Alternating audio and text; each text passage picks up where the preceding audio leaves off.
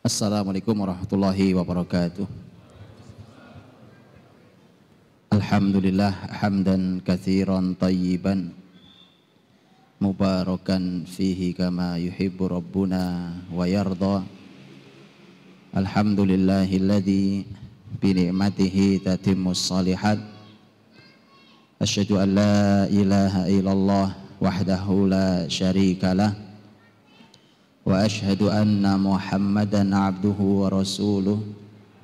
Allahumma salli wa sallim wa barik wa an'im ala sayyidina wa rasulina wa syafi'ina wa imamina wa qudwatina wa habibina Muhammadin sallallahu alaihi wasallam wa ala alihi wa ashabihi wa man tabi'ahu bi ihsanin ila yaumiddin. Ya ayyuhalladzina amanu taqullaha haqqa tuqatih wa la tamutunna illa wa antum muslimun. Rabbana taqabbal minna innaka antas samiul alim wa tub alaina innaka antat tawwabur rahim. Amma ba'd. Saudara-saudariku, teman-teman mukmin mukminah hafizakumullah, bersyukur kita dengan senang hati kita pagi hari ini bersyukur menikmati semua anugerah Allah Subhanahu wa taala yang Maha Pemurah, yang Maha Baik. Karena Allah baik kepada kita, maka kita diminta untuk baik pada sesama. Wa ahsin kama ahsanallahu ilaik, maka berbuat baiklah kalian sebagaimana Allah sudah baik pada kalian. Kita sedang menikmati semua nikmat Allah Subhanahu wa taala, termasuk nikmat duduk bersama di tempat paling barokah di masjid untuk belajar kitab sucinya. Saudaraku dirahmati Allah Subhanahu wa taala, pembahasan kita hari ini tentang kedermawanan yang menaklukkan dunia, dan ini di dalam Islam merupakan pembahasan besar, pembahasan tentang kedermawanan yang di dalam Islam dia diatur dalam berbagai macam aturan, di mana kita semua tahu sampai ada kedermawanan yang diwajibkan kalau terpenuhi syarat, yaitu zakat. Itu dikarenakan setiap muslim memang harus menjadi orang dermawan. Tetapi teman-teman dirahmati Allah Subhanahu wa taala, kita akan bicara yang pada tataran yang lebih besar dalam rangka membangun peradaban dunia Islam saat itu, dan itu yang mestinya kembali hari ini. Karena bukankah contoh ketika seseorang secara pribadi terlilit oleh hutang, maka akan menjadi masalah besar, dan bukti yang paling gampang kita diajari Nabi untuk berdoa berlindung dari lilitan hutang. Karena ternyata terlilit hutang itu efeknya bukan cuma sedih, Pak. Bukan cuma sedih, bukan cuma tertekan, bukan cuma itu. Ada banyak hal dalam hidup yang tidak bisa berjalan normal gara-gara itu. Begitu juga di tataran yang lebih besar, ini lebih bahaya lagi. Umpamanya tataran negara. Negara dengan lilitan hutang yang sangat besar seperti yang sekarang dialami oleh negeri ini, yang angka hutangnya sudah melebihi APBN, sudah berlipat. Maka bukan hal yang sederhana. Bukan hal yang sederhana. Bahkan untuk menentukan langkah sendiri di negeri sendiri. Karena itulah maka inilah hebatnya konsep Islam kalau dijalankan. Kalau dijalankan. Ketika konsep Islam ini dijalankan dengan baik, dan ini memang perlu perhitungan yang cermat, silahkan dihitung tentang potensi besar negeri ini. Ketika dijalankan dengan baik, maka sungguh akan menghasilkan keberkahan yang luar biasa dan menjadi solusi besar bagi siapapun termasuk negeri ini.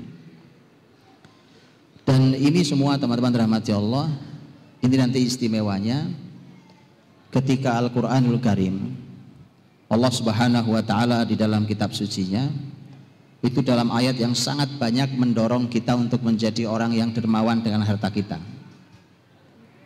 Begitu juga nanti hadis Nabi Shallallahu Alaihi Wasallam, di mana ayat hadis itu menyampaikan tentang memotivasi untuk orang melakukan infak, kedermawanan dan seterusnya. Itu dengan sungguh sangat luar biasa banyaknya, dan diberikan berbagai macam janji tentang semua kedermawanan yang dilakukan. Saya nukilkan beberapa contoh. Kalau Allah Subhanahu wa taala berfirman tentang tema kedermawanan, umpamanya tentang masalah apa yang kita keluarkan kemudian oleh Allah akan dilipat gandakan balasannya di akhirat, dalam ayat yang juga tidak satu, man dzalladzi yuqridullaha qardan hasanan fayudha'ifahu lahu ad'afan katsira. Siapa yang mau meminjami Allah, ini bahasanya sebenarnya bahasa nggak sopan kalau yang ngomong kita. Siapa kita sampai harus mengatakan saya lagi minjemi Allah? Tapi subhanallah, itu Allah yang mengeluarkan firman-Nya, dan itu disampaikan kepada kita supaya kita ini sadar lagi minjemi Allah. Anda tahu kalau meminjamkan uang ke teman, ya kan? Pasti Anda akan mendapatkan kembaliannya. Oh ya, Anda uang pinjamkan mesti uangnya harus kembali, namanya pinjam. Dan yang berikutnya, tentu kalau pinjam uang tidak boleh riba kalau dalam transaksi manusia. Tetapi yang pasti orang yang Anda pinjami pasti sangat hormat, sangat cinta sama Anda. Itu yang Anda dapat, ya, Anda akan mendapatkan keuntungannya. Kalau ini keuntungan yang halal. Kalau riba tentu haram. Karena itulah maka Allah SWT menyampaikan siapa yang mau meminjami Allah dengan pinjaman yang baik, maka Allah akan melipat gandakan dengan lipatan yang banyak. Insya Allah SWT.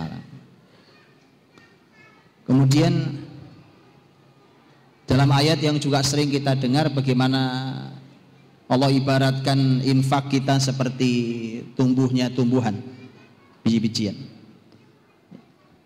Mathalul ladzina yunfiquna fi sabilillah kamathali habbah, seperti satu bijian. Kamathali habbatin ambatat sab'a sanabil fi kulli sumbulatin mi'atu habbah wallahu yudha'ifu liman yasha wallahu wasi'un alim. Satu biji yang kita tanam, kemudian tumbuh tujuh tangkainya, setiap tangkainya ada 100 bulirnya, jadi 1 berlipat 700. Itu masih Allah janjikan wallahu yudha'ifu liman yasha, Allah lipat gandakan lagi bagi siapa yang Allah kehendaki. Itu masih ditambahi lagi wallahu wasi'un alim, Allah masih maha luas lagi, Allah maha mengetahui. Jadi luar biasa. Tapi bicara tentang kedermawanan, ternyata oleh Allah juga tidak hanya pembicaraannya tentang akhirat. Lihatlah ayat ketika Allah berfirman tentang kemenangan muslimin melawan Yahudi, yang kalau ayat itu dibahas hari ini, itu ayatnya lebih terasa hangat.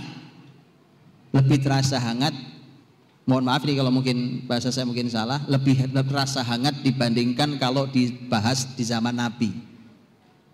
Kenapa? Karena di zaman Nabi orang-orang Yahudi itu adalah orang-orang yang secara peradaban terpinggirkan. Itu masyarakat marginal sebenarnya, Pak. Karena orang-orang Yahudi itu dulu melawan orang-orang Madinah saja, ini sebelum Rasul hijrah ke Madinah, itu mereka masyarakat yang lemah. Jadi setiap digangguin sama orang-orang Madinah itu, orang-orang Yahudi cuma mengatakan nanti ada waktunya datang Nabi terakhir, kalau datang kami bersama Nabi terakhir akan memerangi kalian seperti diperanginya masyarakat Iram, masyarakat Ad. Jadi mereka memang menunggu Nabi terakhir. Ternyata Nabi terakhir datang, mereka nggak beriman. Jadi untuk mengalahkan Yahudi, masyarakat, sekali lagi mereka masyarakat yang di zaman Nabi tidak berperan besar. Bahkan para ahli sejarah mengatakan Yahudi itu posisi kalau dibuat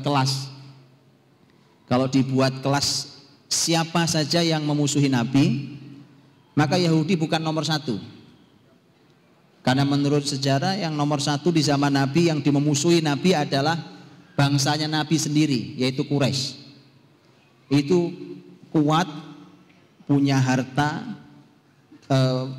mereka ahli tarung dan seterusnya. Kalau Yahudi nggak sampai selevel itu.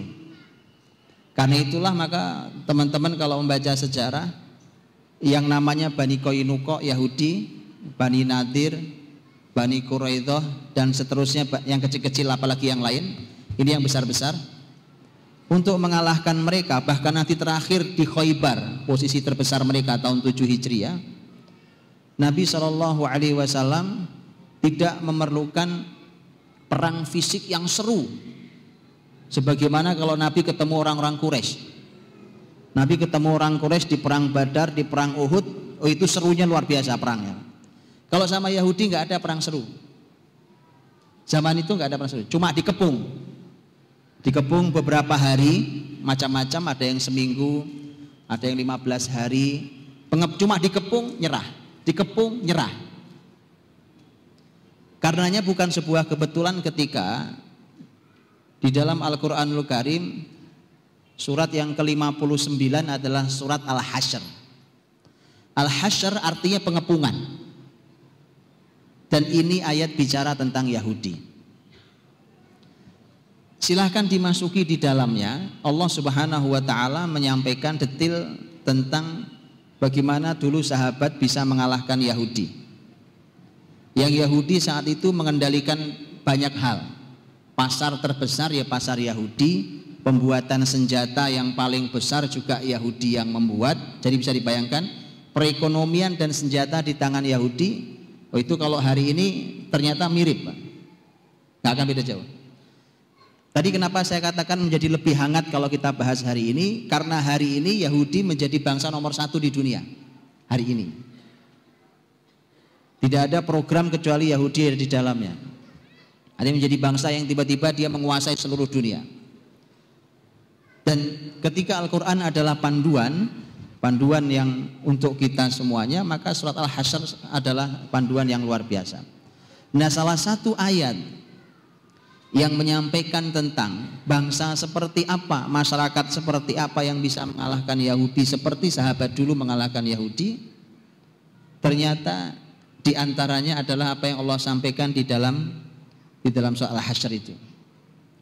Allah berfirman, lihat Allah berfirman tentang karakter masyarakat, salah satu karakter masyarakat yang bisa mengalahkan Yahudi.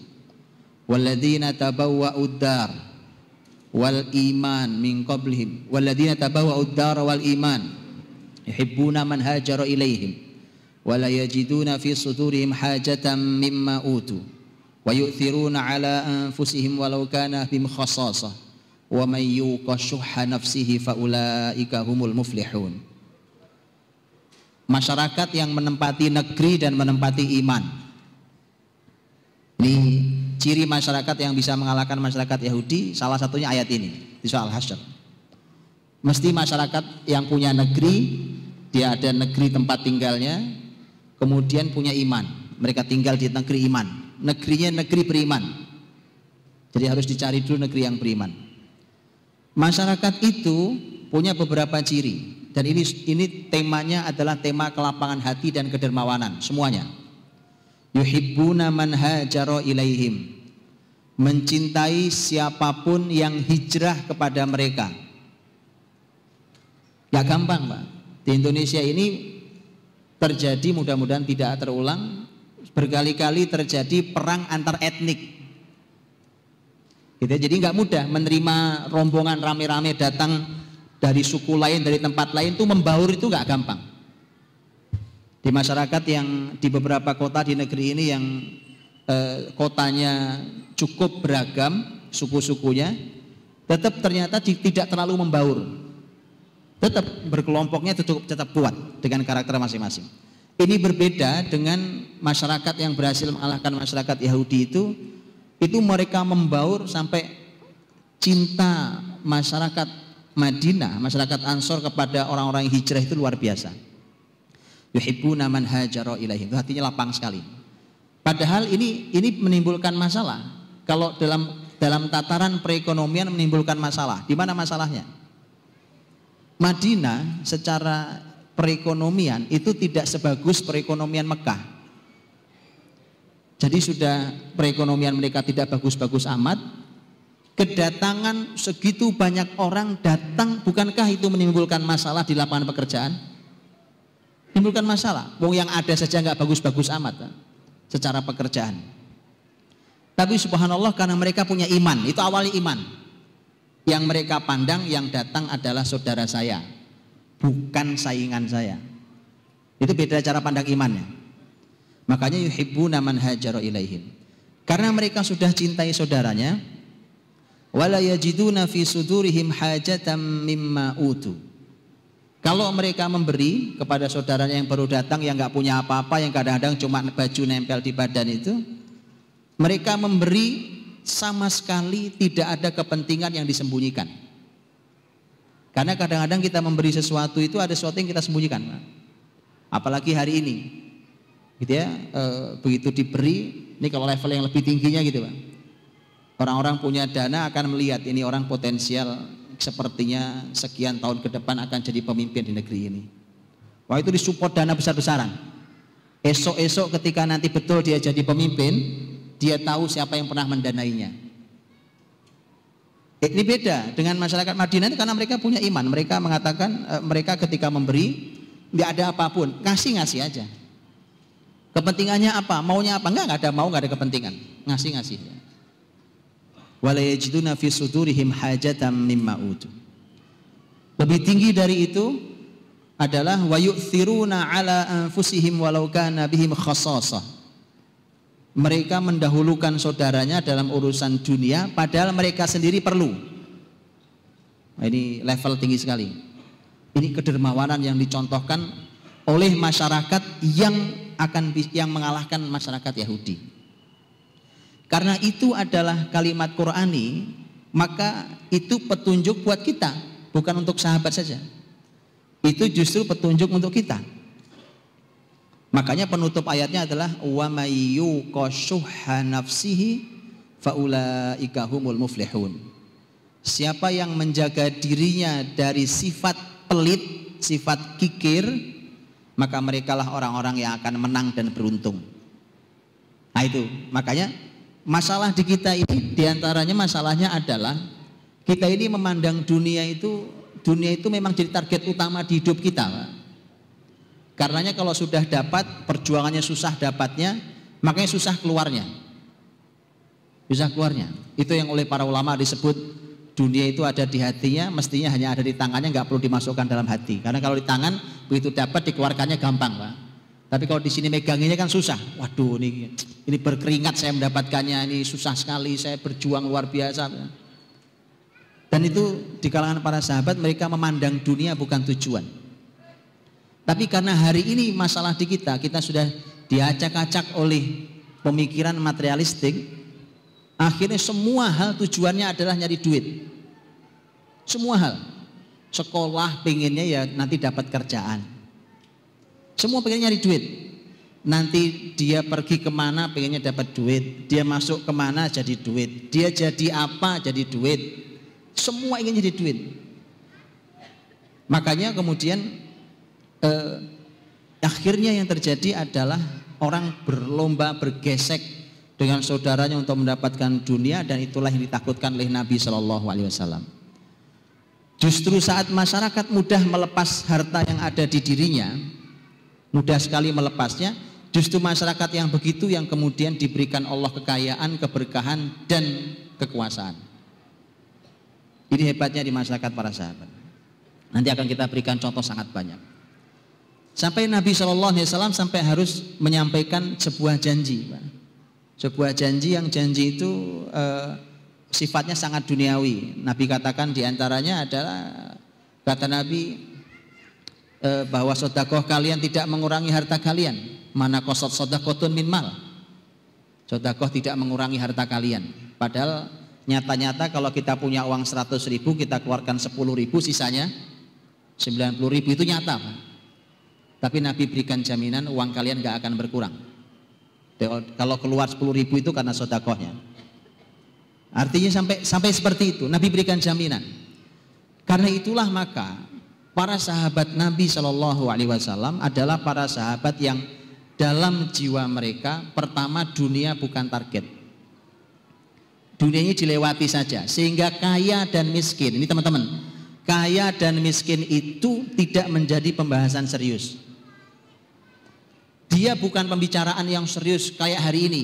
Hari ini kita asal ikut pelatihan itu tujuannya pengen kaya.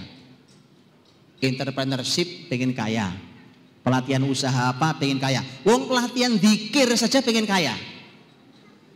Iya toh? Betul Pak? Betul kan? Latihan lo zikir tujuannya apa? Biar kaya Pak, rizkinya gampang. Ini karena target besar kita dunia. Dulu sahabat Nabi kaya miskin itu nggak penting banget, tapi mereka kaya. Sehingga nanti kaya miskin itu di kehidupan sahabat cuma pilihan hidup seseorang. Seseorang. Oh, kalau namanya Khalifah Umar bin Khattab pengen hidup kaya raya kan gampang banget dan halal. Nah, halal Pak.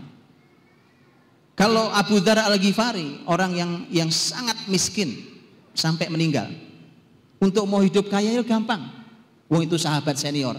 Dan zaman dulu dibuatkan sistem oleh Khalifah zaman itu bahwa sahabat-sahabat senior angkatan Nabi bersama dengan Nabi dulu itu diberikan fasilitas-fasilitas. Jadi cuma pilihan hidup sah pilihan hidupnya. Abu Hurairah radhiyallahu anhu yang dulunya sangat miskin kemudian memilih hidup kaya, sah. Anas bin Malik yang dulunya cuma seorang remaja di zaman Nabi, biasa banget, kemudian punya istana, bahkan meninggal di dalam istananya di kota Basrah, sah. Utsman bin Affan belum lahir sudah kaya, sampai mati duitnya nggak habis, sah. Terjadi. Abdurrahman bin Auf, ya kan, Abdurrahman bin Auf punya dari mulai di Mekah orang kaya, kemudian sempat nol, bisnisnya nol ketika hijrah karena tidak membawa harta sama sekali. Kemudian setelah itu menjadi kaya raya sampai ketakutan saking kayanya. Antum pernah lihat orang hari ini kayak gitu?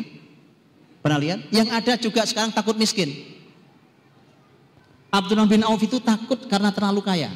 Dan itu kalimat disampaikan kepada Ummul Mukminin Ummu Salamah radhiyallahu anha. Datang ke Ummu Salamah mengatakan, ya Ummah, wahai bunda, saya ini kok kaya sekali ya. Saya ini takut sekali. Antum pernah lihat orang ketakutan karena kaya?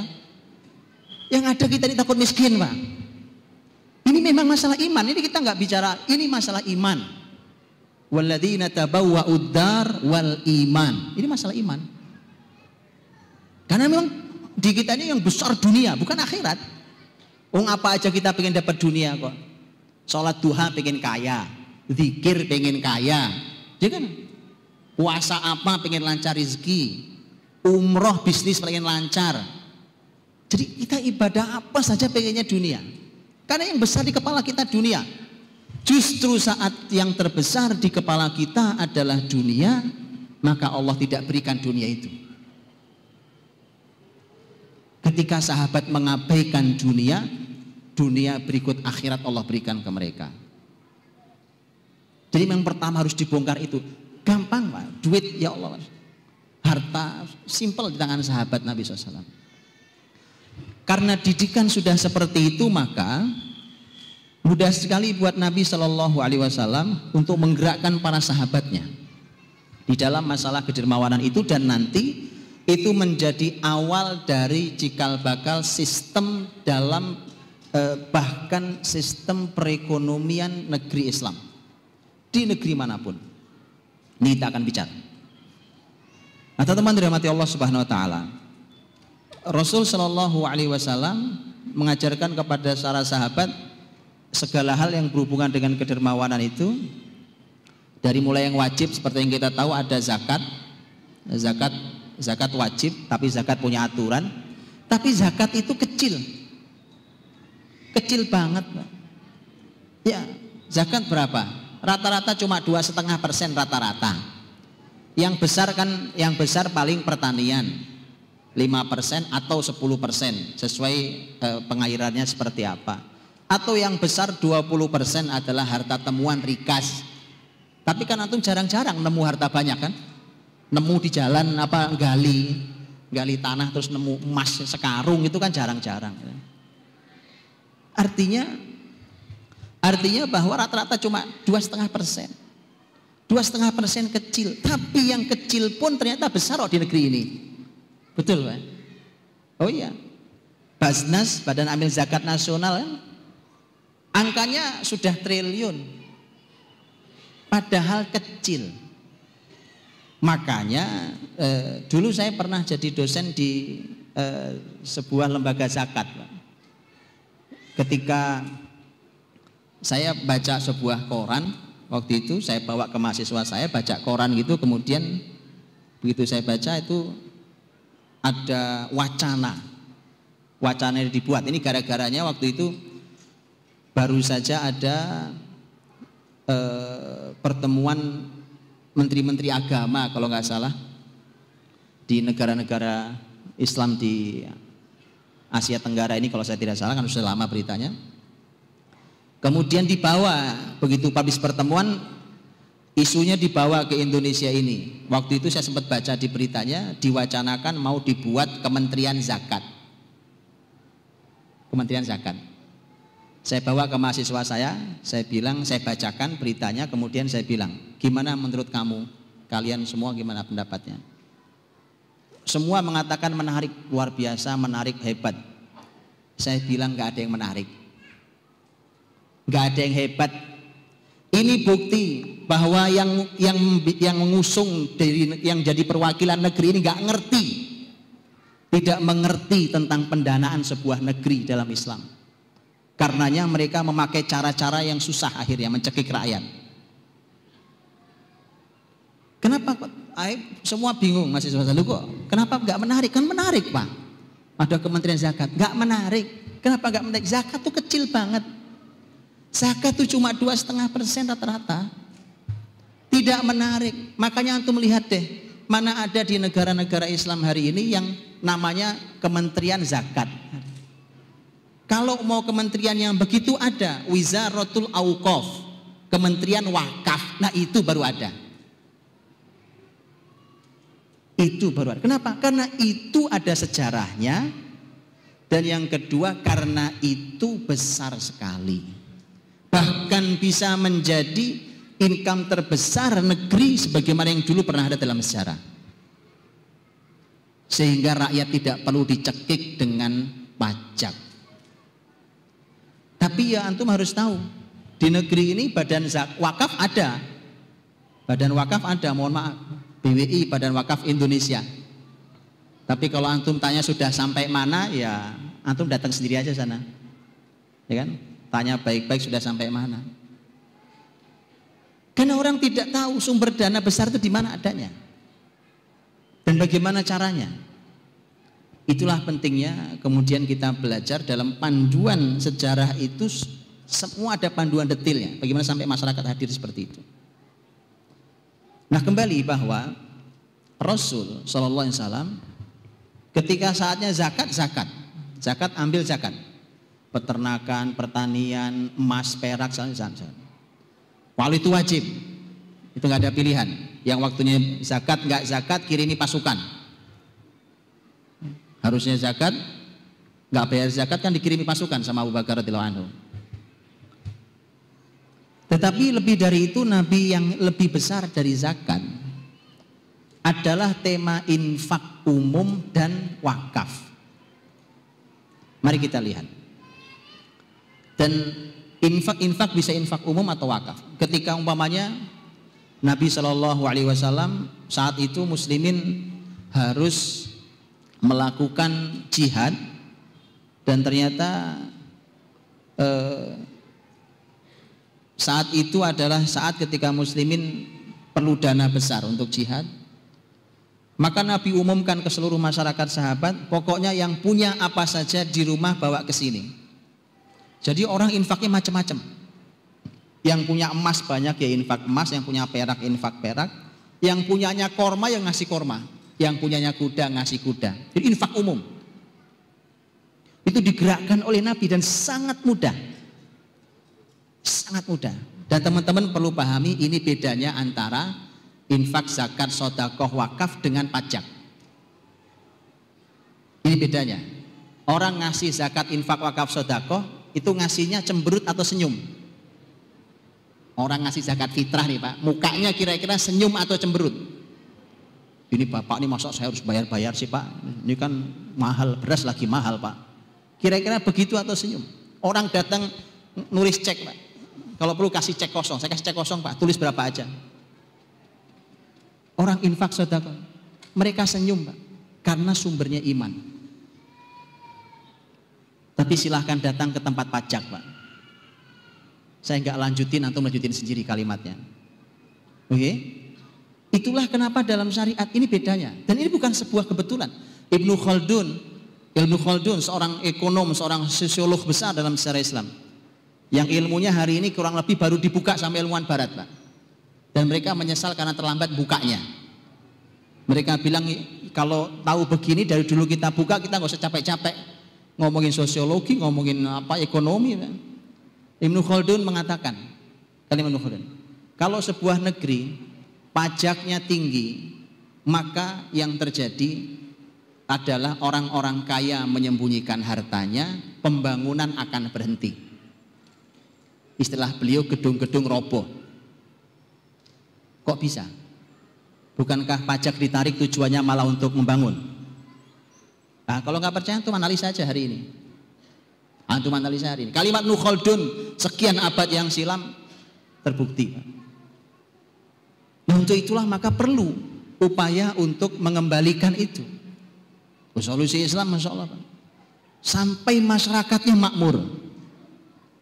Sampai masyarakatnya makmur. Ya, karena kan sedekah, infak, zakat, wakaf segala macam itu Masya Allah sampai masyarakatnya makmur. Seluruh masyarakat, seluruh lapisan masyarakatnya. Baik, maka Rasul mendorong sahabat macam-macam. Ada infak umum sifatnya, kayak tadi itu infak umum. Ada yang umpamanya ketika Nabi melihat masyarakat Madinah, para sahabat saat itu dilihat oleh Nabi Shallallahu Alaihi Wasallam, kok ini kebutuhan yang sangat vital itu adalah air, tapi air ini kok mahal. Air mahal. Maka Nabi bicara di kalangan para sahabat. Ini orang-orang, beberapa sahabat mereka orang-orang harta, orang berharta, orang kaya. Kata Nabi, siapa yang membeli sumur rumah maka dijamin masuk surga. Ngomong surga itu baru nyambung kalau sinyal imannya kuat. Nah, kalau nggak percaya nanti saya ulang kalimat ini dengan versi bahasa saya. Nanti tapi belakang setelahnya. Begitu Nabi menyampaikan cuma begitu kalimatnya Pak. Kenapa? Karena ada sumur dengan mata air terbaik, itu namanya sumur rumah. Dari Masjid Nabawi jaraknya kurang lebih sekitar 5 km. Sudah perginya 5 kilo, sampai di sana bayar. Ini bayar apa gratis? Ada mereknya ya Pak. Sudah jauh-jauh beli, muslimin bayar. Kata Nabi, ini nggak bener nih. Makanya kata Nabi, ayo yang beli itu sumur. Gimana caranya ya kan? Belum tentu juga yang punya sumur mau jual Pak. Oh, itu kan penghasilan. Duduk manis gini aja tiap hari duit datang Pak. Dan yang punya konsep begitu ternyata Yahudi. Jual air. Sini, saya punya sumber mata airnya ya kan? Saya punya sumber mata airnya, saya beli. Nah, Anda ke saya beli air. Kata Nabi ini, Nabi umumkan di orang-orang kaya. Jadi gitu Pak. Kebaikan itu oleh Nabi dilelang di orang-orang dermawan. Kata Nabi, sumur rumah beli, yang bisa membelinya dapat surga. Jadi bukan cuma masalahnya dia uang. Kenapa? Karena si pemilik sumur tuh nggak mau jual Pak. Berarti Anda harus punya cara gimana caranya tuh orang mau jual. Makanya dapatnya pahalanya surga. Tapi tadi saya bilang kan, kata-kata surga itu baru nyambung kalau sinyal imannya kuat. Ayo kalau nggak percaya, yang punya perusahaan air sekarang saya bilang, ayo Pak, siapa yang gratiskan sumber mata airnya Pak, dijamin surga Pak. Karena Nabi yang mengatakan, bukan saya yang jamin, saya bukan punya jaminan. Nabi yang mengatakan bahwa sedekah terbaik adalah air. Hadis Nabi SAW. Sedekah terbaik adalah sukyama, memberi minum air. Coba antum lihat kan. Itu kalau sinyalnya nggak cukup repot Pak, tetap nggak jalan itu kan. Diumumkan dilelang gitu, ayo. Yang punya sumber mata air, punya perusahaan itu antum gratisin aja buat umat. Sulit Pak. Karena kalau nggak imannya nggak ada koneksinya ya kan. HP ini secanggih-canggihnya HP saya Pak. Kalau sinyalnya nggak ada nggak kepake ini. Jadi mau janjinya sehebat apapun, sinyal imannya nggak cukup ya nggak cukup. Maka yang mengajukan Utsman sebagaimana antum tahu dalam kisahnya. Dan Utsman berjuang, bukan cuma nyediain duit. Kalau duitnya dia udah siapin.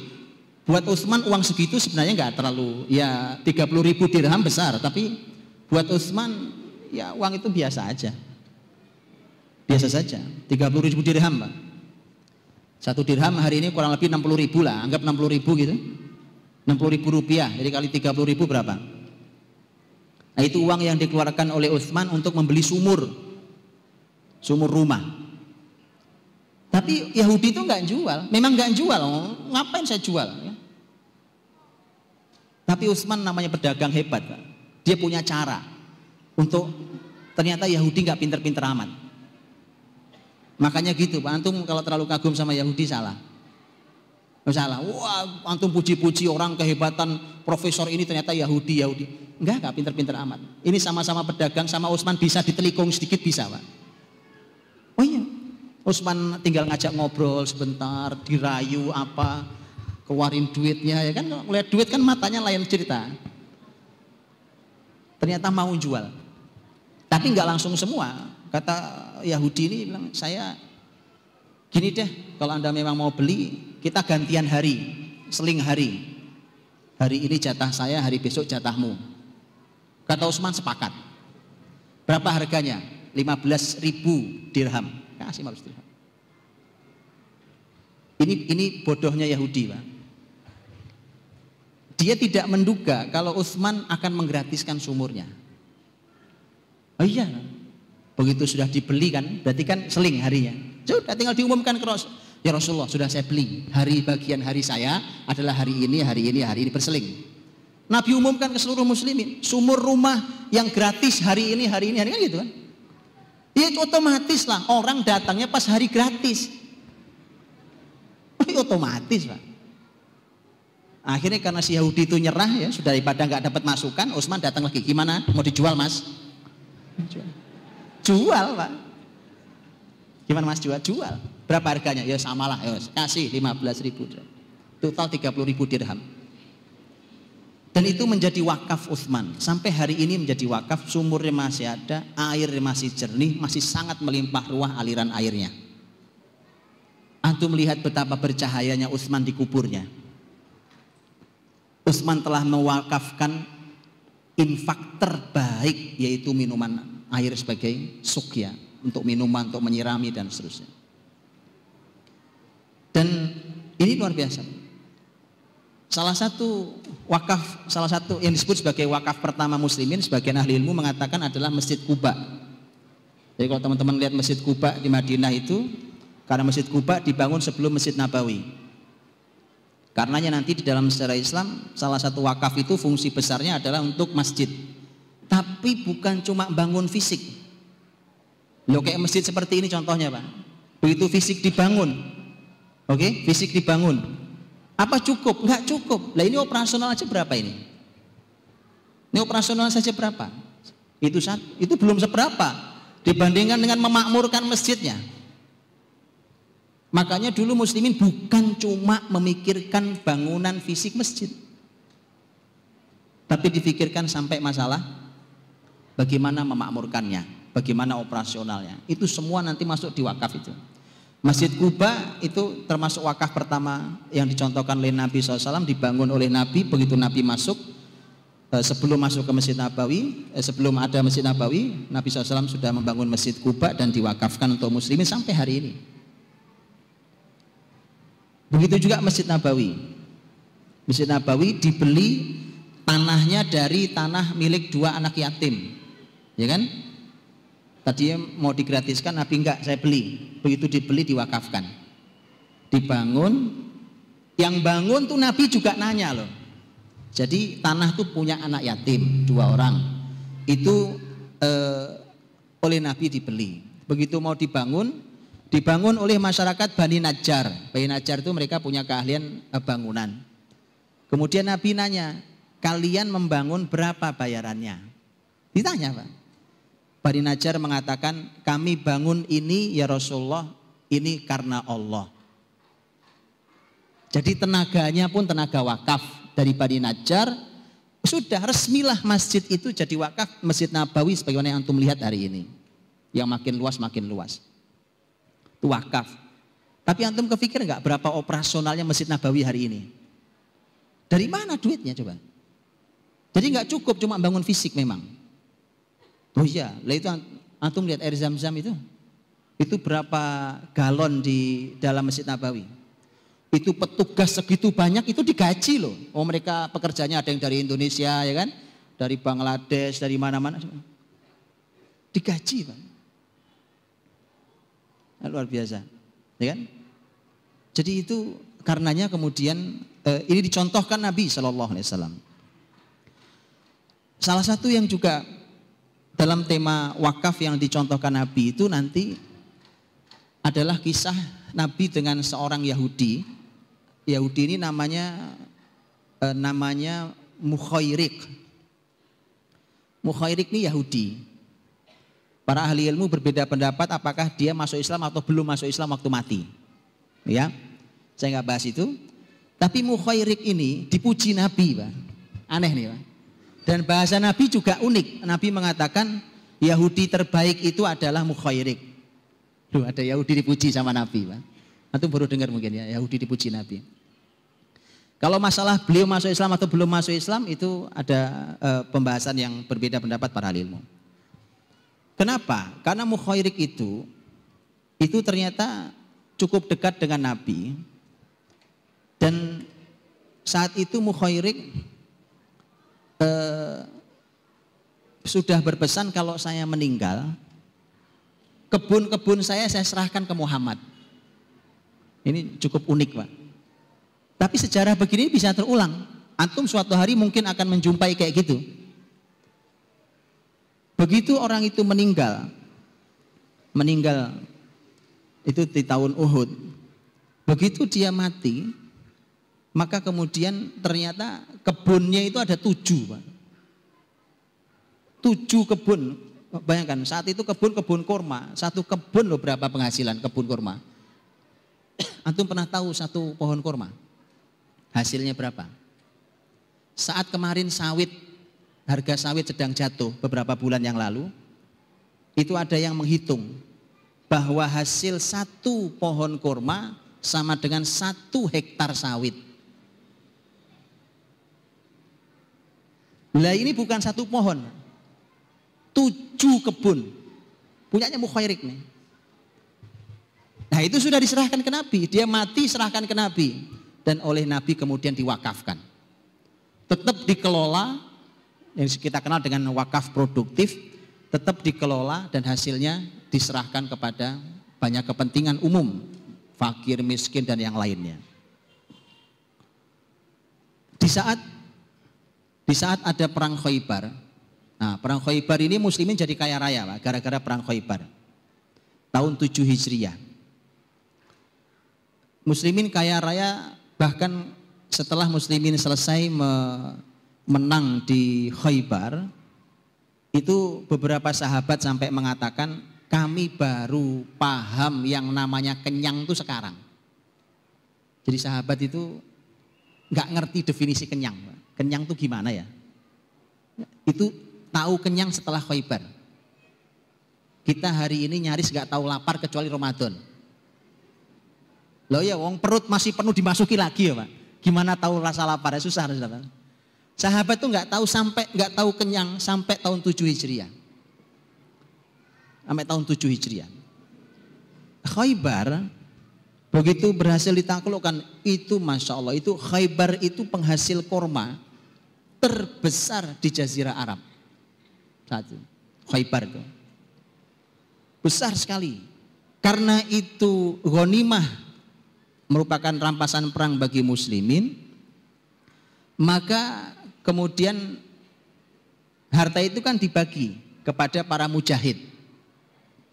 Di antara yang dapat bagian kan, di antaranya mujahid sahabat mulia Umar bin Khattab radhiyallahu anhu. Umar bin Khattab radhiyallahu anhu datang ke Rasul SAW. Oh lihat Pak, sahabat itu dapat harta besar datang ke Rasul, laporan. Padahal nggak usah dilaporin, Nabi juga tahu yang bagi Nabi kan. Sampai Umar mengatakan, ya Rasulullah, saya mendapatkan bagian tanah di Khaybar.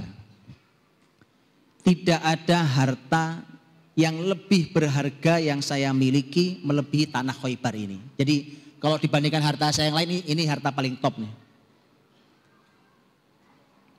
Ini saranmu diapakan ya Rasulullah? Duit-duit dia Pak, harta-harta dia. Orang beriman tuh nanya kepada syariat. Ini uang mau diapakan, harta mau diapakan. Umar berniat untuk menginfakkan hartanya. Udah mau saya serahin aja lah buat infak buat muslimin. Maka Rasul mengatakan, sallallahu alaihi wasallam, beliau mengatakan bahwa, kata Rasul, ihbis aslaha, kamu tahan aslinya, ya. Kemudian kamu infakkan hasilnya. Inilah yang disebut dengan wakaf. Di mana wakaf itu tidak boleh hilang, nggak boleh habis sesuatu yang diwakafkan, ya kan? Tidak boleh hilang, tidak boleh habis yang diwakafkan itu, tapi hasilnya terus termanfaatkan. Makanya para ahli ilmu mengatakan ini bahkan nanti menjadi kesaksian seorang pelancong Islam yang luar biasa, Ibnu Battuta. Ketika beliau ke Damaskus, beliau menceritakan banyak hal tentang wakaf-wakaf yang luar biasa itu. Dan begitulah cara untuk mengabadikan harta. Harta itu kalau diwakafkan itu abadi Pak. Abadi, karena dia, konsep wakaf itu adalah la turath wala tuhab, ya, tidak wala tuba. Tak boleh diwariskan, nggak boleh dihibahkan, nggak boleh dijual. Kaidah wakaf begitu. Jadi kalau sudah dinyatakan ini wakaf, umpamanya lokasi ini wakaf, maka ini diwariskan nggak bisa, dihibahkan atau diberikan ke orang lain nggak bisa, dijual juga sudah nggak bisa. Itu artinya ditahan pokoknya. Tapi hasilnya bisa dipakai, bisa dimanfaatkan, bisa terus mengalir kalau dia adalah wakaf produktif yang kita sebut hari ini. Dan Rasul mengatakan itu, kata Nabi Shallallahu Alaihi Wasallam, ya sudah, kamu tahan saja aslinya, kemudian kamu sodakohkan buahnya, karena itu kebun, maka itu menjadi wakaf. Ketika Allah Subhanahu Wa Taala menurunkan ayat, lan tanalul birra hatta tunfiqu mimma tuhibbun, kalian belum mendapatkan kebaikan sampai kalian menginfakkan yang paling kalian cintai. Nah ini juga perlu iman Pak. Ya, kalau infak itu memang diminta, ini unik dalam Islam ini Pak. Lihat, perhatikan uniknya dalam Islam masalah harta. Kita yang punya harta didorong supaya kalau mengeluarkan infak, zakat, sedekah atau apapun itu yang terbaik dari yang kita punya. Contoh Pak. Ini contoh harta terbaik maksudnya. Kalau umpamanya saya punya peternakan kambing dan sudah nisab harus bayar zakat. Baik, umpamanya saya harus keluar kambing umpamanya 3 ekor zakatnya. Kan saya bisa pilih yang manapun kan. Yang penting terpenuhi syaratnya. Tapi saya tahu kok sebagai pemilik peternakan, saya tahu kambing mana yang paling top. Kita yang punya harta oleh Islam didorong untuk mengeluarkan yang terbaik. Tapi pengambil zakatnya oleh Nabi diwanti-wanti, hati-hati jangan mengambil yang paling baik. Lihat menarik ya. Kenapa? Jadi biar dia yang ngasih yang terbaik. Kenapa? Karena orang itu, teman-teman, orang itu di hatinya ini kan namanya manusia ya kan. Ya, ada ikatan harta yang kuat begitu, nanti khawatirnya begitu diambil terbaik, dia bukannya senyum ngasih zakat ya kan. Ya yang terbaik yang diambil kambingnya kan. Besok dia trauma lagi, nggak mau lagi zakat. Makanya Nabi mengatakan wa iyyaka wa karaima amwalihim. Hati-hati jangan sentuh harta mulia yang dia anggap mulia. Jangan pernah disentuh itu. Yang penting kan sudah terpenuhi syaratnya. Pengambil zakatnya terpenuhi syarat, yang mana saja kasih ke kami. Nanti kan dinilai, oh sudah terpenuhi, sudah bawa. Tapi yang punya harta didorong, lan tanalul birra hatta tunfiqu mimma tuhibbun. Begitu ayat ini turun, ini bedanya kita dengan sahabat. Sahabat itu dikasih ayat langsung dijalankan, ya kan? Kita dikasih ayat, kita mikir dulu. Ujungnya enggak jalan. Ini makanya ya kita istighfar bersama-sama. Ya memang harus latihan, harus latihan. Ketika ayat ini turun kan kemudian muncul kisah yang luar biasa yang disampaikan oleh Anas bin Malik tentang kisah Abu Thalhah. Abu Thalhah. Abu Thalhah orang kaya, salah satu kekayaannya adalah kebun-kebun di Madinah. Dan dia punya kebun terbaik dari semua kebun yang dia punya. Ini kebun terbaiknya namanya kebun Bairuha. Ya, jadi kalau dulu apa saja dikasih nama, Pak. Antum punya sawah ya kan? Sawah di sana itu ada namanya. Kalau dulu dikasih nama. Sawah antum ada namanya apa enggak? Toko kan, toko dikasih nama tuh. Sawah dikasih nama. Kebun terbaiknya Abu Thalhah adalah Bairuha. Ya. Bairuha. Teman-teman kalau masuk dari pintu belakang Masjid Nabawi, di posisi begitu masuk pintu, ya disitulah kurang lebih dulu kebunnya Abu Thalhah, Bairuha. Jadi sudah di dalam Masjid Nabawi posisi hari ini. Bairuha ketika kemudian turun ayat untuk dapat kebaikan maka infakkan yang terbaik dari harta yang kalian punya, datang dia ke Rasul, ya Rasulullah, harta terbaik saya kebun Bairuha. Ini saya mau infakkan kalau gitu. Jadi ayat turun langsung dijalankan. Ini luar biasa. Kemudian Rasul mengatakan, ya kalau begitu maka kebunmu ini infakkan untuk keluargamu, untuk kerabatmu dan seterusnya. Nabi malah mendorong tetap infakkan tapi utamakan keluargamu. Ya kerabat-kerabat, keluarga sekeliling kamu. Dan kebun itu kemudian menjadi kebun wakaf. Kebun wakaf dan kemudian hasilnya diberikan sesuai dengan akadnya, yaitu diberikan kepada kerabat dan saudaranya Abu Thalhah. Setelah itulah maka nanti para sahabat, dan ini berbagai macam jenis wakaf. Karena itulah maka beberapa sahabat dia wakaf. Wakaf yang sebagiannya ada yang untuk umum, ada yang memang untuk keluarga. Dan nanti wakaf kemudian bertumbuh, berkembang sampai nanti wakafnya unik-unik. Dan teman-teman gara-gara beginilah maka musuh itu susah membeli muslimin. Kenapa muslimin gampang kalah? Karena suka-suka sudah ada yang dibeli di antara kita. Tapi dengan cara itu kekayaan merata, muslimin apa saja bisa gratis di negeri itu. Ini kehebatan kedermawanan menaklukkan dunia itu. Salah satunya itu. Contohnya yang dilakukan oleh sahabat mulia Zubair bin Awam radhiyallahu anhu. Zubair bin Awam radhiyallahu anhu itu beliau orang kaya. Zubair itu orang kaya dan salah satu sahabat yang dijamin masuk surga dari 10 itu. Zubair radhiyallahu anhu itu punya rumah-rumah di berbagai kota, termasuk diantaranya di Madinah. Di Madinah dia punya rumah, ada rumah-rumah, kemudian dia wakafkan. Dan wakafnya akadnya begini bunyinya. Ini menarik Pak. Bunyi wakafnya adalah rumah ini saya wakafkan untuk siapapun yang menjadi keturunan saya. Kalau ada di antara putri saya yang belum punya suami atau diceraikan suaminya, maka dia berhak tinggal di rumah ini tanpa masalah. Tapi kalau suatu hari dia sudah menikah, maka dia tidak boleh tinggal di rumah ini. Jadi akadnya jelas. Dan memang aslinya akad wakaf itu begitu Pak. Ya hari ini kita memang baru belajar, nggak apa-apa kan? Akad wakafnya baru belajar gitu ya. Dan itu sah. Orang yang mewakafkan punya syarat begitu sah, dibuat syaratnya. Dan saya pernah membaca luar biasa Pak, memang ini besar sekali. Ini di Mesir dulu.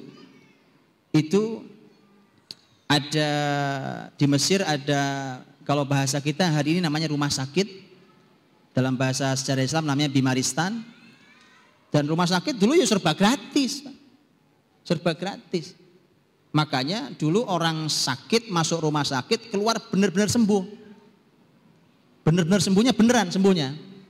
Ya, sekarang masuk rumah sakit keluar musing dia, mikir gimana nih bayarnya kan. Bayarnya mahal Pak. Makanya begitu ada BPJS sudah malah bukannya menyelesaikan masalah malah banyak keluhan. Dokter ngeluh, pasien ngeluh, yang bisa punya uang ngeluh semua. Loh kok bisa ngeluh semua, gimana ceritanya? Wong katanya mau ngasih solusi. Makanya solusi itu kalau nggak islami begitu Pak nanti Pak. Perlu solusi yang islami. Di Maristan di Mesir saat itu sebuah nggak ada yang bayar. Nggak ada yang bayar. Dan saya sering sampaikan, zaman dulu di Maristan orang sakit masuk rumah sakit itu Pak. Itu diberikan layanan terbaik, dokter terbaik, makanan, obat terbaik. Nanti kalau Allah izinkan dia sehat, begitu keluar dia dikasih baju baru, dikasih uang. Kasih uang dengan alasan selama kamu di rumah sakit terbaring kamu tidak bisa nyari nafkah. Ini kasih uang. Enak tuh? Enak, cuma itu adanya di sejarah. Tidak di Indonesia. Kecuali antum mau mengembalikan lagi. Bisa, gak ada yang gak bisa Pak. Buktinya kita masih bisa sholat. Sholat ini sama seperti sholatnya zaman Nabi. Masjidnya ya sama, tempat ibadah zaman Nabi ya masjid namanya. Kenapa rumah sakit gak bisa balik? Kenapa sekolah sebagaimana konsep Islam dulu gak bisa balik? Bisa, asal antum mau. Gak ada yang gak bisa. Nah itu dulu akadnya, ini yang mewakafkan dulu adalah pemimpin di Mesir. Rumah di Maristan, kemudian ada berbagai macam wakaf, diantaranya kebun-kebun yang menghasilkan, yang semuanya digunakan untuk menggratiskan Bimaristan, rumah sakit itu. Itu akadnya Pak, Masya Allah saya membaca akad tulisannya itu, akadnya itu tulisannya sampai ratusan halaman Masya Allah. Akad wakafnya, dan itu sah, boleh. Karena dia punya, kalau sekarang kan akad wakaf kan segini lah ya. Selembar ini kan nggak apa-apa ya, lagi belajar makanya. Kalau ada orang wakaf besar, ini kalau wakafnya besar dia punya syarat boleh. Dan di situ dikasih syarat bahwa saya wakaf ini begini, batasnya di sini sampai ke sini, itu wakaf dan diserahkan kepada siapa. Dan antum tahu kalau baca isinya Pak, itu Masya Allah itu di akad wakafnya itu sampai panjang lebar, berhalaman-halaman, isinya cuma doa bagi yang wakaf. Indah sekali kan Islam dulu akadnya kan. Oh indah sekali. Doa semua isinya, berhalaman-halaman. Sebelum ngomongin ini ya, klausulnya, ya syarat-syarat belum. Doa panjang lebar. Dan begitu, dan itu sah dilakukan. Bahkan nanti ada salah satu madrasah besar di dalam sejarah Islam itu hasil wakaf seseorang, semua operasional, biaya, gaji untuk murid-murid semua dikasih dari wakaf yang ada di sekeliling sekolahan itu wakaf di sekeliling kasih. Dan yang mewakafkan itu punya syarat Pak. Di antara syaratnya gini, ini di antara syaratnya. Jadi sah dilakukan. Jadi antum nanti kalau mau wakaf buat sah juga syarat itu ya. Ini wakafnya besar dan dia punya syarat. Syaratnya gini waktu itu di antara syaratnya. Dia minta siapapun guru yang mengajar di sekolah itu, setiap dia memulai pelajaran wajib mendoakan yang mewakafkan. Jadi sebelum ini murid-murid udah kumpul gitu, dia ngomong, teman-teman anak-anak semua mari kita berdoa untuk yang mewakafkan. Nah gitu. Itu wajib, itu syarat. Unik sekali, masuk dan luar biasa. Luar biasa. Akad tuh sampai begitu banyak akad. Itu dibuat syaratnya kayak tadi Bimaristan tadi rumah sakit itu dia punya syarat. Umpamanya syaratnya gitu.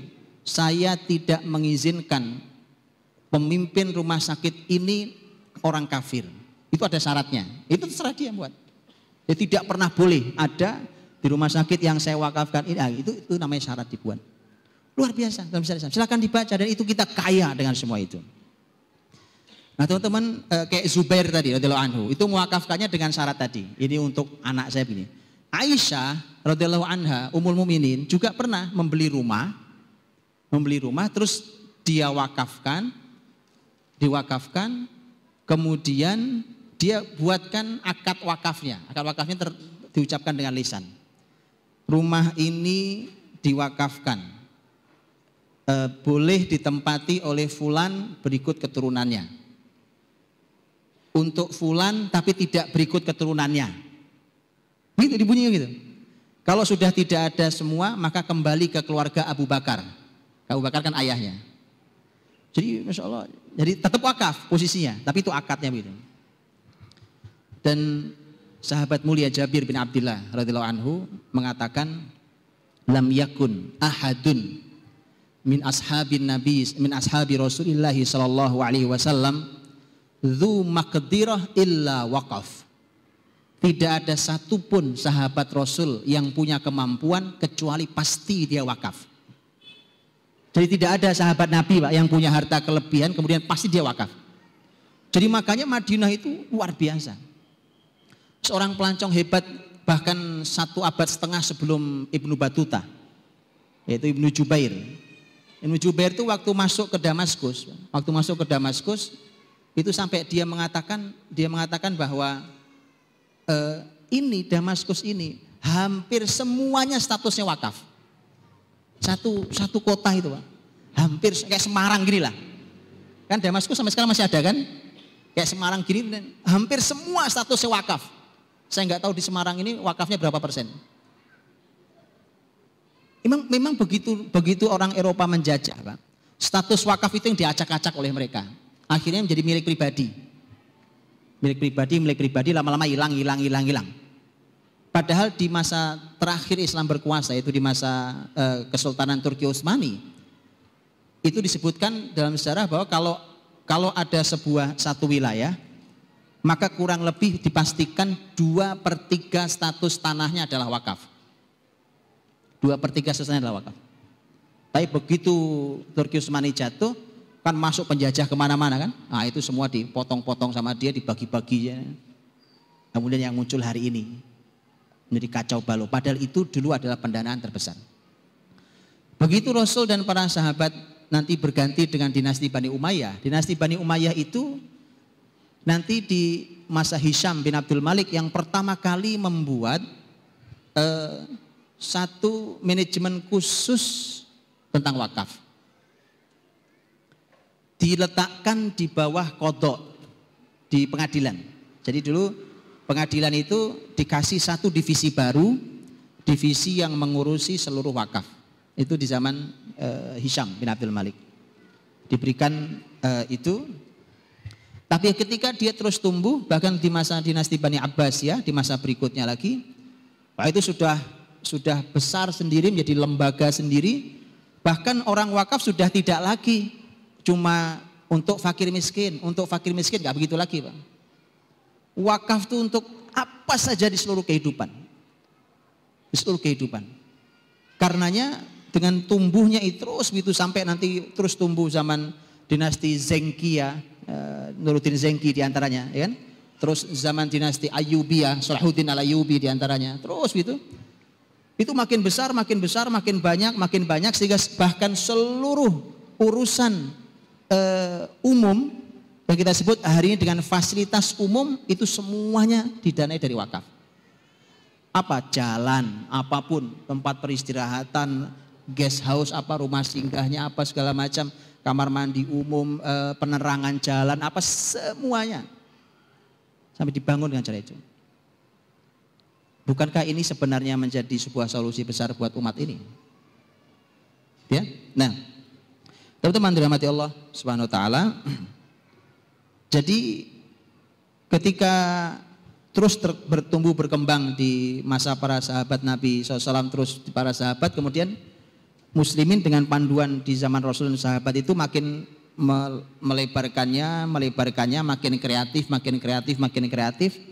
Kalau tadi saya bilang umpamanya sahabat mulia Utsman membeli air di sumur rumah, maka nanti muslimin membuat kreativitas dalam wakaf air.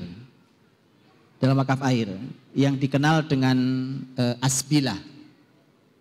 Asbilah itu nanti kalau teman-teman cek di Google gitu ya, kan ngaji kita di Google biasanya ya kan. Antum tulis asbilah itu, saya nggak tahu kalau bahasa Indonesia, tapi kalau dalam bahasa Arab tulis al asbilah, akan keluar gambarnya malah bangunan. Diletakkannya di tempat-tempat strategi, di jalan-jalan kayak begini, atau di pertigaan, di perempatan, di mana diletakkan bangunan. Bukan cuma bangunan kotak, bangunannya indah, diukir indah.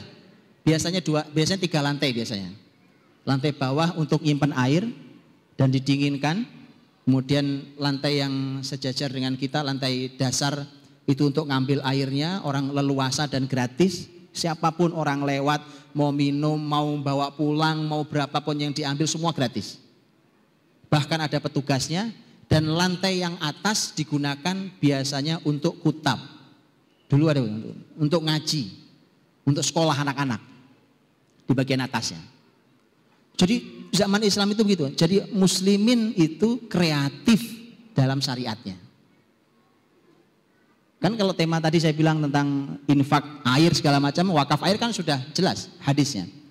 Ternyata sampai begitu kreatif, sampai terkenal di seluruh negeri Islam tentang asbilah itu.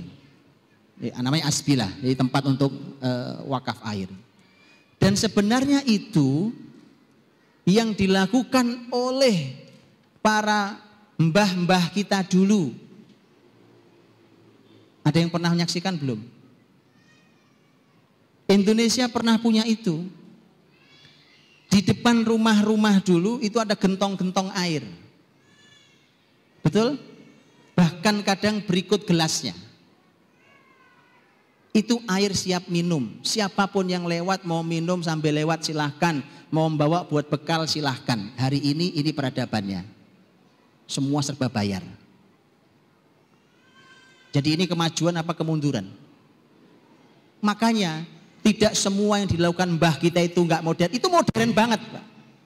Oh itu modern. Hari ini enggak ada yang bisa melakukan kok. Enggak ada yang bisa melakukan. Ya kan? Oh sudah dihapus malahan. Sekarang sudah tidak ada. Di kampung-kampung juga setahu saya sudah, saya enggak tahu budaya gentong air di depan rumah. Ya kan?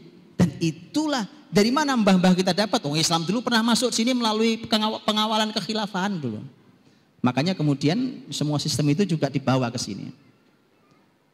Nah, teman-teman dirahmati Allah, jadi ini kreativitas muslimin di dalam syariat mereka. Kemudian juga ketika muslimin melihat bahwa ini lama-lama dana ini besar, hasil besar. Dan menariknya adalah dia tidak boleh, kalau wakaf kan sekali lagi kalau zakat ya, kalau zakat sekali lagi cuma kecil. Sudah gitu rata-rata bayarnya cuma setahun sekali kan haul. Ya, haul kecuali beberapa zakat, rata-rata haul. Kemudian kalau infak, namanya infak tuh ya nggak ada ikatan, orang mau kapan infak, enggak juga nggak apa-apa, namanya sunnah. Makanya kenapa kemudian yang paling menarik adalah wakaf. Karena wakaf itu bisa apa saja diwakafkan. Apa saja. Makanya kemudian harus mulai digalakkan.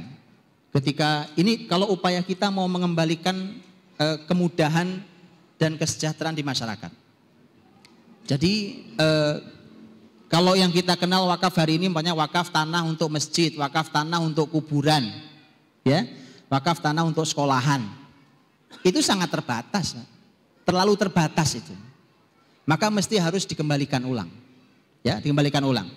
Saya berikan contoh tadi contohnya. Saya kasih contoh ini solusi, contoh. Saya juga pernah ditanya oleh seorang ayah punya sebidang tanah. Dia membaca agak khawatir kalau dia meninggal anak-anaknya akan berantem. Makanya kemudian dia ingin bagaimana caranya tanah ini bisa dinikmati bareng-bareng oleh mereka. Beliau jual juga nggak mau, masih hidup dijual nggak mau, dibagi aja duitnya nggak mau, saya nggak mau jual, tanah ini saya nggak mau jual, tapi tanah ini harus bisa dinikmati bareng-bareng oleh anak-anak saya. Waktu itu nanya ke saya bilang gampang. Karena dalam Islam ada pembahasan tadi yang disebut oleh ahli ilmu fikih disebut dengan waqfud darari, wakaf untuk anak turun. Kalau Anda wakafkan itu tanah dan akadnya adalah wakaf untuk anak keturunan Anda, tanah itu nggak akan bisa diapa-apain, dijual nggak bisa, dihibahkan nggak bisa, diwariskan nggak bisa. Tapi hasilnya sesuai akadnya untuk anak-anak. Semua turun Anda itu berhak mendapatkan, bisa menikmati ini. Tinggal dibuatkan. Itu sudah ada sejak zaman sahabat. Itu saja hari ini tidak dikenal oleh muslimin. Betul? Banyak yang nggak kenal konsep itu. Padahal mudah sekali ini. Mudah sekali. Nah, tapi terus tumbuh berkembang, Pak. Ya Allah, yang mendapatkan kebaikan wakaf itu bukan cuma manusia. Antum tahu? Ini ada wakaf unik banget. Unik banget, Pak. Ini diperhatikan oleh muslim. Lihat, memang kita ini betul-betul agama rahmat. Di masyarakatnya memang rahmatan lil alamin, itu begini maksud rahmatan lil alamin itu yang benar. Ya kan, jangan dipelintir sana pelintir sini. Ini benar rahmatan lil alamin. Di Maroko dulu dalam syariat Islam, di Maroko, di kota Fas, itu dulu suka kedatangan burung, serombongan besar burung jenis tertentu datangnya setahun sekali ke tempat itu, kayak migrasinya burung. Itu muslimin di kota Fas itu memperhatikan, ini kok ada burung setiap bulan ini dia datang, jadi setahun sekali datangnya. Antum melihat apa yang dilakukan muslimin? Akhirnya dibuatkan wakaf khusus untuk memberi dan menjamu burung yang datangnya setahun sekali itu. Itu namanya rahmatan lil alamin. Tahu? Luar biasa. Muslimin itu mikirkan sampai binatang, Pak. Peradaban hari ini manusia aja dikorbankan. Islam itu sampai memikirkan masalah binatang. Oh iya, dan bukan cuma itu. Contoh kuda. Kuda itu kan kalau sudah tua juga sudah tidak bisa lagi dipakai untuk apalagi untuk perang. Tapi kuda ini jasanya kan sudah luar biasa. Dipakai sudah nggak bisa karena sudah lanjut usia dan belum mati. Itu nggak dibuang begitu. Makanya kadang-kadang saya sedih, Pak. Ada pembunuhan massal burung, pembunuhan massal apa karena diduga membawa virus. Ini peradaban apa sih? Seperti ini tuh. Ini kuda yang sudah nggak manfaat, cuma jadi beban, nggak dibunuh. Jasanya besar nih kuda dulu waktu dia masih muda. Dibuatkan satu areal khusus, semuanya wakaf statusnya. Dari dana wakaf yang didapat itu dilimpahkan ke situ untuk mengurusi kuda itu sampai kuda itu mati sendiri. Ya Allah, itu rahmatan lil alamin. Begitu. Nah, untuk itulah maka teman-teman sebelum ngurusi kuda, burung ya kan, ya kita urusi manusia dulu lah sekarang. Hari ini manusia aja nggak diurus hari ini. Ya, kita bicara. Mari coba saya kecilkan sebelum saya berakhiri. Ini kepentingan yang sangat besar yang merupakan kebutuhan sangat besar umat hari ini. Saya sering sampaikan dan ini mulai melencengnya agak jauh. Sehingga kemudian yang pasti akan melenceng kualitas. akan melenceng fungsi, dan seterusnya. Dua bidang kehidupan. Satu pendidikan, dua kesehatan.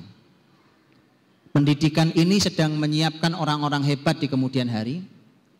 Kesehatan ini sedang berupaya membantu saudara yang sedang sakit. Makanya antum perhatikan ini, dua-duanya adalah wilayah pengabdian. Pengabdian, dua-duanya.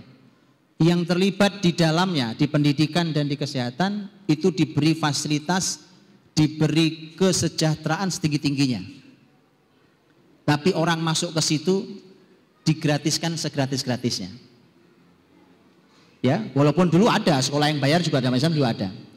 Tetapi secara umum, kenapa? Supaya semua orang bisa belajar.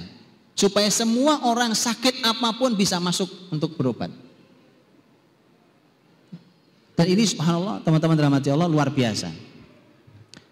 Makanya inilah yang sudah melenceng jauh hari ini. Saya punya teman, dia dokter dan punya rumah sakit. Saya itu kalau ketemu beliau kan karena kebiasaan nanya apa kabar antum ya kan. Yang berikutnya saya nggak tega nanyanya sebenarnya Pak. Bagaimana kabarnya rumah sakit antum? Itu jawabnya serba salah. Karena kalau dijawab alhamdulillah Ustadz rame, kan gak enak kan? Antum nyumpahin orang sakit.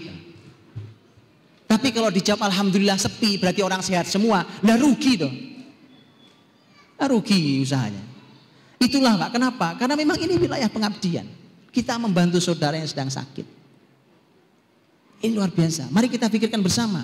Dan solusi terbesarnya untuk semua itu adalah tadi dari mulai zakat, infak, sedekah, wakaf yang terbesarnya. Yang terbesar adalah wakaf. Makanya dulu dimanapun ada bimaristan atau rumah sakit, dimanapun ada kutab dan madrasah, dalam sejarah Islam pendidikan namanya kutab dan madrasah, selalu akan ada di sekelilingnya atau di sekitarnya, atau kalaupun tidak di sekitarnya, ada di tempat lain yang itu pasti posisinya adalah wakaf untuk seluruh pembiayaan di rumah sakit dan di sekolah ini. Salahuddin Al-Ayyubi rahimahullah ta'ala, ini antum baca biografi orang hebat ini. Beliau jangan digambarkan hanya sebagai panglima hebat yang menghancurkan, yang mengalahkan pasukan salib, bukan cuma itu. Bukan cuma itu. Salahuddin itu ahli ilmu, ahli ibadah, orang tawaduknya luar biasa, orang dermawannya luar biasa, sampai dialah pemimpin yang layak jadi teladan bagi masyarakatnya. Salahuddin memberikan contoh ke masyarakat tentang kedermawanan. Dia membangun, dan itu datanya ada dalam sejarah Islam, dia membangun madrasah-madrasah dengan 4 madhab. Ya, bukan berantem. 4 madhab itu bukan suruh berantem, difasilitasi tumbuh bareng-bareng. Ngerti Pak? Bukan berantem 4 madhab. Kita ini madhab ngerti juga, enggak, berantemnya aja gede. Kewenceng antar kelompok berantemnya. Lihat Salahuddin Al-Ayyubi, orang yang memimpin untuk memenangkan muslimin merebut Palestina itu, ini orang kayak begini orangnya, orang kayak begini nih. Dia bangun secara madhab, dia Syafi'i, tetapi dia membangun sekolah dengan seluruh madhab yang ada. Dibangunlah madhab Syafi'i, ada datanya, saya nggak hafal datanya, kalau saya bacakan sebagai penutup. Ada sekolah, ada madrasah yang dinamakan Al-Madrasah An-Nasiriyah, ini madhab Syafi'i. Untuk seluruh operasional madrasah An-Nasiriyah yang madhab Syafi'i itu, maka Salahuddin mewakafkan As-Saghah wa Ihdal Qura. Jadi ada sebuah tempat usaha dan ada salah satu desa yang semuanya wakaf. Semua hasil segala macam itu digunakan untuk membiayai madrasah Nasiriyah madhab Syafi'i. Ada madrasah Al-Qomhiyah, ini madhab Maliki, dibuat oleh Salahuddin Ayyubi. Namanya Madrasah Qomhiyah, madhab Maliki. Dia wakafkan Qaisariyah al-Warraqin wa Qaryatil Hambusyah wal A'lam bi Iqlimil Fayyum. Jadi dia wakafkan juga sebuah tempat usaha, kemudian dia wakafkan dua desa, itu wakaf statusnya, yaitu Hambusyah dan A'lam di wilayah Al-Fayyum. Itu jadi kemudian hasilnya semua masuk ke sekolah itu. Kemudian dibuatkan madrasah Al-Yusufiyah madhab Hanafi. Madhab Hanafi. Dibuatkan madrasah Yusufiyah madhab Hanafi, kemudian wakafnya adalah 32 toko. Ruko, Pak. 32. Jadi ini statusnya wakaf. Jadi gitu, kalau antum Masya Allah berinfak mulia luar biasa, karena ini menghasilkan pendidik generasi, menghasilkan para pemimpin yang hari ini kita kerepotan nyari pemimpin, ya kan, yang luar biasa gitu. Salahuddin Ayyubi itu membuatkan 32 tempat toko, bahkan kadang-kadang tempat itu dipakai untuk semacam hotel penginapan. Itu 32 untuk membiayai madrasah Al-Yusufiyah dengan madhab Hanafi dan seterusnya. Jadi teman-teman dirahmati Allah SWT, maka ini menjadi inspirasi besar buat kita bahwa sebenarnya masalah yang ada hari ini itu solusinya sudah ada. Cuma siapa yang mau memulai kembali. Siapa yang memulai, insya Allah dia akan sampai ke tujuan dengan izin Allah. Tapi kalau cuma dibayangkan, dianalisa, didiskusikan, diwacanakan, nggak pernah dimulai, ya nggak akan pernah sampai tujuan. Ayo kita mulai melangkah satu langkah. Semoga Allah bimbing di langkah-langkah berikutnya sehingga kita akan menjumpai kembali Bimaristan. Kita merawat saudara-saudara kita yang sakit, semua gratis. Bahkan pulang bisa kita sangoni, Pak. Ya, kita kasih uang, kita kasih baju baru, ya kan? Anak-anak sekolah dari mulai level paling dasar sampai paling tinggi bisa kita gratiskan. Kita mulai dari yang paling kecil yang bisa kita mulai. Dan harus memang kita lakukan sampai nanti kita akan terus kreatif untuk wakaf, ya kan? Sampai teman-teman di Damaskus dulu Salahuddin Al-Ayyubi itu sampai wakaf susu. Antum tahu cara wakafnya? Dia buatkan saluran dari salah satu pintu istana di Damaskus, dibuatkan saluran. Yang saluran itu ada dua, satu saluran susu, yang satu saluran air yang sudah dicampur dengan gula. Semua masyarakat yang tinggal di kota itu, semua siapapun datang tinggal ngambil terserah dia. Sampai begitunya, ya kan? Itu ketika muslimin, ketika dulu kita menjadi pemimpin di muka bumi. Ketika kita kembali kepada Quran dan Sunnah, hasilnya sebesar itu. Wallahu a'lam bishawab. Mudah-mudahan bisa memberikan inspirasi buat kita semuanya. Dan kita harus memulai. Semoga Allah bimbing di langkah-langkah berikutnya. Assalamualaikum warahmatullahi wabarakatuh. Waalaikumsalam warahmatullahi wabarakatuh.